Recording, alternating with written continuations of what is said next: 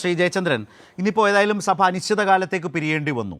അത്തരമൊരു സാഹചര്യത്തിൽ ഒരു വിലയിരുത്തൽ കൂടിയാകാം എന്ന് വിചാരിക്കുന്നു. ഈ ഒരു സമീപനം, ഞാൻ പിന്നിലേക്ക് ഒരുപാട് പോകുന്നില്ല, ഈ തിങ്കൾ മുതൽ ഇന്ന് ഈ വ്യാഴം വരെ ഉള്ള ദിവസങ്ങൾ 4 ദിവസം എടുത്താൽ ഈ വിഷയവുമായി ബന്ധപ്പെട്ടടക്കം സഭയ്ക്കകത്ത് പ്രതിപക്ഷ നേതാവ്, വിശേഷിച്ച് പ്രതിപക്ഷ നേതാവ് വി ഡി സതീശനെടുത്ത ഒരു സഭാതന്ത്രമുണ്ടല്ലോ. നമ്മൾ ഇപ്പോൾ നിരന്തരം ചർച്ച ചെയ്തു വരുന്ന ഒരു രീതി, ചർച്ച ചെയ്തു വരുന്നതാണല്ലോ ആ ഒരു സഭാതന്ത്രം.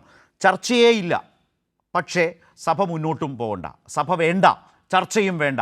ഈ സഭാതന്ത്രം പ്രതിപക്ഷത്തെ സംബന്ധിച്ച് ഗുണം ചെയ്തു എന്നൊരു വിലയിരുത്തലിലേക്ക് അവർക്ക് പോകാനാകുമോ? അങ്ങനൊരു വിലയിരുത്തൽ അവർക്ക് സാധ്യമാണോ? ഒരിക്കലുമില്ല, ഒരു കാരണവശാലും ഇല്ല അശ്രത്തെ. കാരണം ഈ ഈ പ്രശ്നത്തിൻ്റെയൊക്കെ ഈ കഴിഞ്ഞ തിങ്കളാഴ്ച മുതൽ ഇന്ന് വരെ ഉണ്ടായ നിയമസഭാ നടപടികൾ പരിശോധിക്കുന്ന, സൂക്ഷ്മമായി അതിനെ പിന്തുടരുന്ന ആർക്കും അനായാസം മനസ്സിലാവുന്ന ഒരു സത്യം എന്താണെന്ന് അറിയുമോ? ഭയന്ന് കുറച്ചൊരു പ്രതിപക്ഷമാണ് ഇക്കാര്യത്തിൽ കേരള നിയമസഭ കഴിഞ്ഞ 4 ദിവസങ്ങൾ കണ്ടത്. അതുകൊണ്ട് മാത്രമാണ് ഈ തരത്തിലുള്ള പ്രതികരണം ഉണ്ടായത്. ഇതുമായി ബന്ധപ്പെട്ട ഉത്തരവാദിത്വപൂർണമായ ഒരു ചർച്ച സഭയിൽ നടക്കാതിരിക്കുക, റൂൾസ് ഓഫ് ബിസിനസിനെ അട്ടിമറിക്കുക, ഇതായിരുന്നു തന്ത്രം. ഈ റൂൾസ് ഓഫ് ബിസിനസിനെ എങ്ങനെ അട്ടിമറിക്കണമെന്ന് നന്നായിട്ട് അറിയുന്ന ആളാണ് ഇപ്പോഴത്തെ പ്രതിപക്ഷ നേതാവ്. അതുകൊണ്ടാണ് അദ്ദേഹം എല്ലാം തികഞ്ഞ സാമാജികനായി വാഴ്ത്തപ്പെടുന്നതും. ആ അട്ടിമറിക്കലാണ് കഴിഞ്ഞ 4 ദിവസങ്ങളായി കേരള നിയമസഭ കണ്ടത് എന്നുള്ള കാര്യത്തിൽ എനിക്ക് യാതൊരു സംശയവുമില്ല. ഏതൊരു നടപടിയിലും ഞാൻ അത് അക്കമിട്ട് പറയാൻ തയ്യാറുമാണ്. അതാണ് ഇവിടെ കണ്ടത്. ഇവിടെ ഈ വാസ്തവത്തിൽ കേരളത്തിലെ ജനങ്ങളുടെ ക്ഷമ പരീക്ഷിക്കുകയല്ല, കേരളത്തിലെ ജനങ്ങളെ ഈ അക്ഷരാർത്ഥത്തിൽ ഈ ജനാധിപത്യ വിരുദ്ധ നിലപാടുകൾ എന്താണ് ഈ പ്രതിപക്ഷത്തിൻ്റെത് എന്ന് കാണിച്ചു കൊടുക്കുകയാണ് കേരളത്തിലെ പ്രതിപക്ഷം നിയമസഭയിൽ ചെയ്തത്. റൂൾസ് ഓഫ് ബിസിനസ് എന്തൊക്കെ മാർഗങ്ങളുണ്ട് ഈ ഒരു വിഷയം അവതരിപ്പിക്കാൻ. എന്നിട്ട് ഇന്നും ന്യായം പറയുന്നത് എന്താണെന്ന് അറിയാമോ? സ്പീക്കർ തടഞ്ഞത്രേ, കോടതിയിൽ കേസ് നിൽക്കുന്നത് കൊണ്ട് അടിയന്തര പ്രമേയം പറ്റില്ല എന്ന്. വേണ്ട, വേറെ എത്രയോ മാർഗങ്ങളുണ്ട് അതിന്. സഭയിൽ, ചട്ടങ്ങളിൽ, നിയമങ്ങളിൽ എത്രയോ മാർഗങ്ങളുണ്ട്. അതിലെ ഒരു മാർഗമെങ്കിലും പ്രയോഗിക്കാൻ ഇവ തയ്യാറാവാത്ത എന്താണ്? ഭയന്ന് പറച്ചത് കൊണ്ടാണ്. എന്തുകൊണ്ടാണ് ഭയന്ന് പറച്ചത്? അതിനുള്ള ഉത്തരത്തിന്റെ ഒരു തുടക്കമാണ് സജീഷ് പറഞ്ഞു നിർത്തിയത്. കാരണം ഇതിന്റെ ഉത്തരവാദി ആരാണ് എന്ന് ചോദിച്ചാൽ അത് ചെന്നെത്തുക എവിടേക്കാണെന്ന് അറിയുമോ? എനിക്കത് പറയുന്നതിന് മടിയൊന്നുമില്ല കേട്ടോ.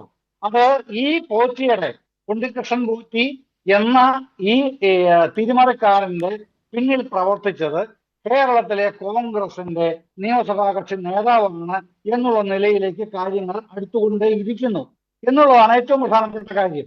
രണ്ടാമത്തെ കാര്യം, ഹൈക്കോടതിയാണ് SIT സ്പെഷ്യൽ ഇൻവെസ്റ്റിഗേഷൻ ടീമിനെ നിയോഗിച്ചത്.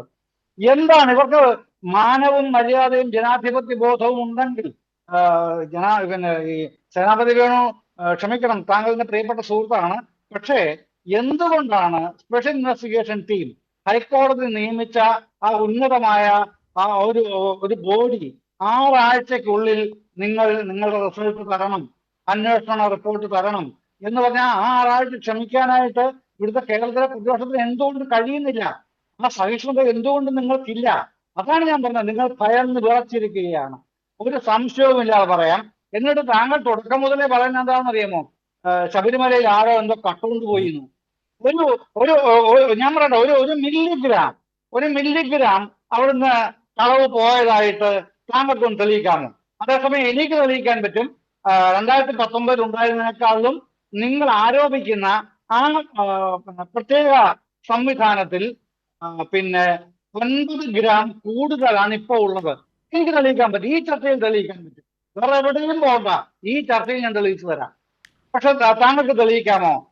മോഷണം നടന്നു, എത്ര ഗ്രാം മോഷ്ടിച്ചുകൊണ്ട് പോയി എന്ന് എന്റെ പ്രിയപ്പെട്ട സുഹൃത്ത് ശ്രീ സേനാപതി വേണുവിനെ തെളിയിക്കാൻ കഴിയുമോ? ഞാൻ വെല്ലുവിളിക്കുന്നൊന്നുമില്ല, നമ്മൾ ചർച്ചയിലിരിക്കണം, പല ചർച്ചകളും നമ്മൾ വരാൻ പോകുന്നു. അപ്പൊ അതുകൊണ്ട് വെല്ലുവിളിയുടെ ആവശ്യവുമില്ല. ജനാധിപത്യപരമായി താങ്കൾ തെളിയിക്കും.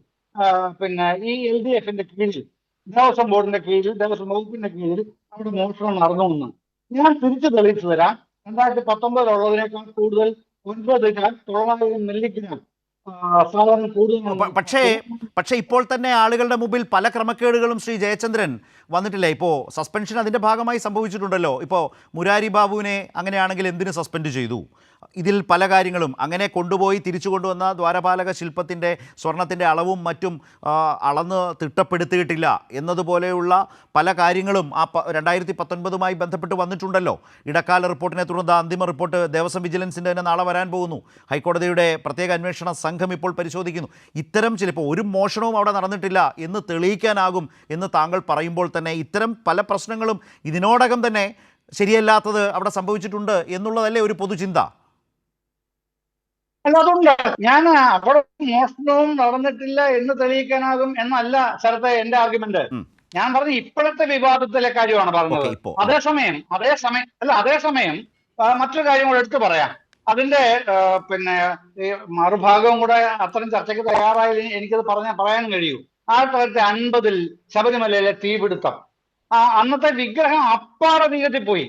എങ്ങനെയാണ് ഇപ്പോഴത്തെ വിഗ്രഹം ഉണ്ടായത്? അതിന്റെ ആർക്കിടൈപ്പ് മാതൃക ഏതായിരുന്നു? എവിടുന്നാണ് ഇത് വന്നത്? ഇത്തരം കാര്യങ്ങൾ പറയാൻ ഞാൻ തയ്യാറാണ്, ചർച്ച ചെയ്യാൻ തയ്യാറാണ്. തിരുവാങ്കൂർ രാജകുടുംബത്തിൽ നിന്നാണ് അത് കൊടുത്തയച്ചത്. അതടക്കം എന്തെങ്കിലും തെളിവുകളുണ്ട്. പക്ഷെ ഞാൻ ഇതിലേക്ക് വരുന്നില്ല. ഈ കാര്യം മാത്രമാണ് നമ്മൾ സംസാരിക്കുന്നത്.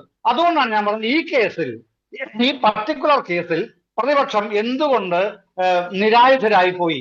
അതുപോലെ തന്നെ ഈ വിഷയം അവിടെ ചർച്ച ചെയ്യാൻ റൂൾസ് ഓഫ് ബിസിനസിൽ മറ്റ് പല മാർഗങ്ങളും ഉണ്ടായിരിക്കെ അതൊന്നും പ്രയോഗിച്ചില്ല എന്നുള്ളതാണ് എന്റെ ആർഗ്യുമെന്റ്.